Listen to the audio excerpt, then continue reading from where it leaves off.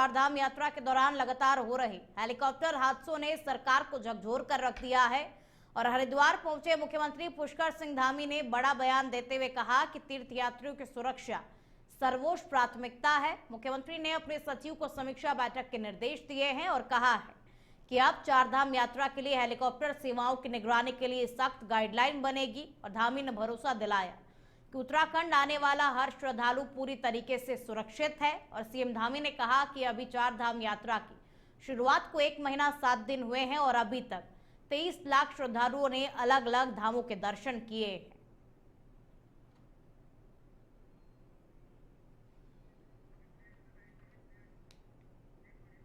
उसके लिए हमारे एविएशन सेक्रेटरी को हमने समीक्षा बैठक करने के लिए कहा है और तीर्थयात्रियों की सुरक्षा हमारे लिए सर्वोच्च प्राथमिकता है और उसमें किसी भी प्रकार की कोई कोताही नहीं बरती जाएगी।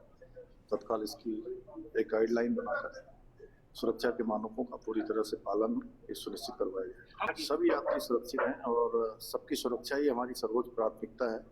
23 लाख का आंकड़ा अभी तक पूरा हो गया है।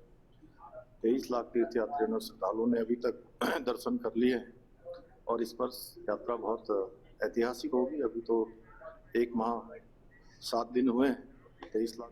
उत्तराखंड के रुद्रप्रयाग जिले में शनिवार को सेरसी बड़ासू के पास में क्रिस्टल एविएशन के एक हेलीकॉप्टर को सड़क पर इमरजेंसी लैंडिंग करानी पड़ी और हेलीकॉप्टर में 5 यात्री सवार थे और सभी सुरक्षित है। एडीजी कानून व्यवस्था डॉक्टर वी मरुगेशन के अनुसार गुप्तकाशी में तकनीकी खराबी के कारण हेलीकॉप्टर को आपातकालीन लैंडिंग करानी पड़ी थी। हालांकि सभी यात्री सुरक्षित थे और वहीं इस पूरे मामले पर सूबे के मुख्यमंत्री पुष्कर सिंह धामी का कहना है कि नागरिक उड्डयन विभाग के सचिव को निर्देशित किया गया कि पूरे मामले को लेकर के जल्द बैठक बुलाए और मामले की गहनता से जांच करें।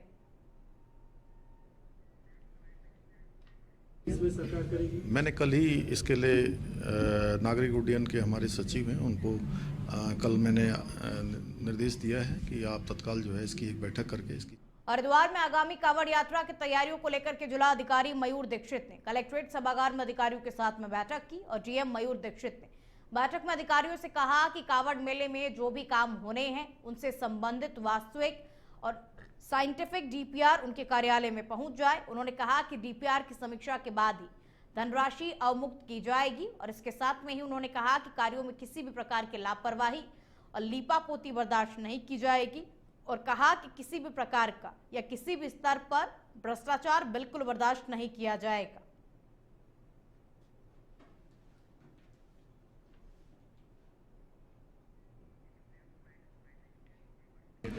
चारधाम यात्रा हमारी बहुत अच्छी चल रही है और श्रद्धालु आ रहे हैं, बड़ी संख्या में आ रहे हैं। 23 लाख के लगभग श्रद्धालुओं का आगमन अभी तक हो चुका है। एक अच्छा रिकॉर्ड बनेगा और इस वर्ष हमने यात्रा के लिए सभी प्रबंध, सभी कोऑर्डिनेशन पहले से ही व्यवस्थित किए हुए हैं, जिसके कारण से अच्छी यात्रा हो रही है। इस बार ऐतिहासिक यात्रा होगी। श्रद्धालुओं की जो सुरक्षा है उनकी यात्रा आसान हो, उनको कोई परेशानी न हो, उसके लिए हम हरिद्वार के सिडकुल थाना क्षेत्र में बड़ी कार्रवाई की गई। बिना लाइसेंस के चल रही एक अवैध दवा निर्माता कंपनी का भांडाफोड़ हुआ है और कार्रवाई औषधि निरीक्षक अनिता भारती, राज्य औषधि विभाग, एनसीबी दिल्ली और हरिद्वार पुलिस की संयुक्त टीम ने की। और सूचना मिलने पर टीम ने मौके पर दबिश दी और फैक्ट्री में मौजूद व्यक्ति की पहचान सुनील कुमार वर्मा के रूप में हुई, जिसने खुद को कंपनी का मालिक बताया। और पूछताछ में खुलासा हुआ कि वो फूड लाइसेंस के आधार पर अवैध रूप से दवा निर्माण कर रहा था और जांच में पता चला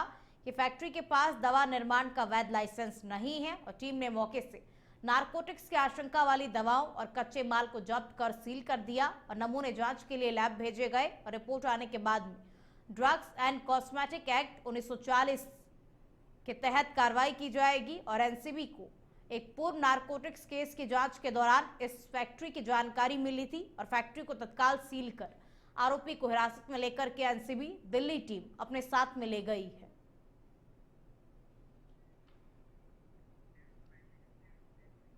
कल देर रात्रि एक्चुअली हमें एक सूचना मिली थी कि किसी के द्वारा जो है रात को सिडकुल थाना क्षेत्र में कुछ दवाइयाँ बनाई जा रही हैं दूसरे की कंपनियों की।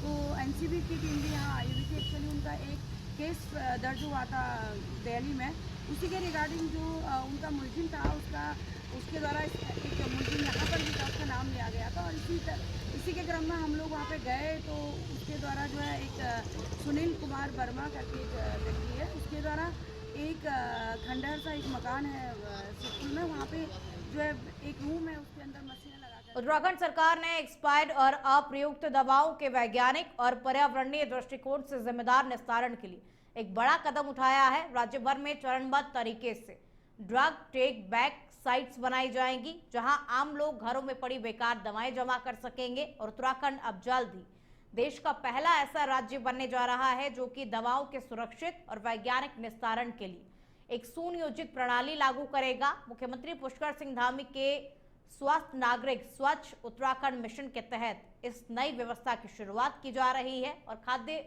संरक्षा एवं औषधि प्रशासन विभाग के अपर आयुक्त और ड्रग्स कंट्रोलर ताजवर सिंह जग्गी ने बताया कि राज्य सरकार, स्वास्थ्य मंत्रालय और केंद्रीय औषधि मानक नियंत्रण संगठन की गाइडलाइंस को मिलकर के एक ग्रीन हेल्थ सिस्टम मॉडल तैयार किया जा रहा है। और इसके तहत एक्सपायर्ड, अप्रयुक्त या ऐसे घर में बेकार पड़ी दवाओं को कहीं भी फेंकने के बजाय सरकार की ओर से निर्धारित दवा केंद्रों पर जमा किया जाएगा।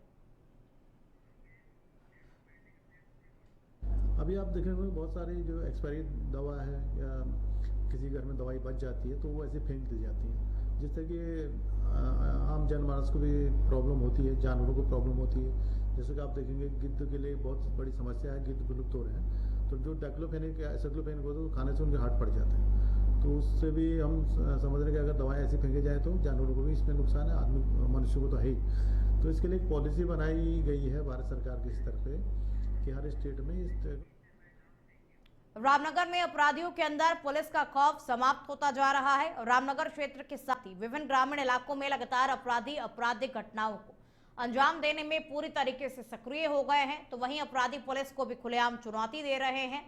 और वहीं देखा जाए तो लगातार घट रही आपराधिक घटनाओं से अब लोग दहशत में जीने को मजबूर हैं। और ऐसा ही मामला शनिवार की शाम को रामनगर के गैस गोदाम रोड के समीप देखने को मिला, जहां पर एक बाइक सवार युवक को करीब 6 बाइकों से 17 से 18 अज्ञात लोगों ने घेर करके उस पर गोली चला दी, और जिसमें यह युवक गंभीर रूप से घायल हो गया।